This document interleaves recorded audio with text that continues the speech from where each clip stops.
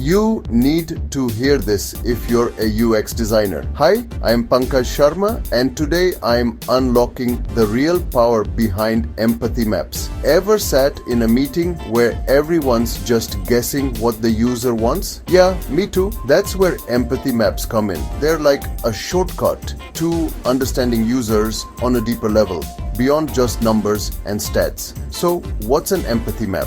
Picture this, a simple canvas split into 4 parts. What your user says, thinks, does, and feels. You gather notes, stories, and Tolkien and real quotes from your users, and you drop them into these sections. Suddenly, patterns jump out. You see what frustrates them, what delights them, and even those sneaky pain points nobody catches. Here's why I love empathy maps. They make abstract user data human. When I use them in workshops, everyone gets on the same page. Literally, the team starts speaking the user's language instead of arguing over opinions. Want to try it?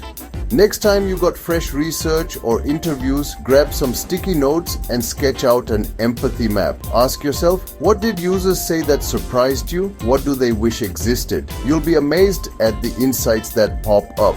Remember, the best products start with empathy. Empathy maps don't just guide design. They connect you, the designer, with the real people you're building for.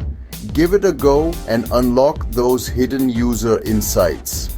Let's walk through a quick example. Imagine your team is designing a fitness app. You interview a user named Alex. In the sales section, Alex mentions, "I wish I had more motivation and I get bored easily." In thinks, Alex wonders, am I making progress? And is this worth it?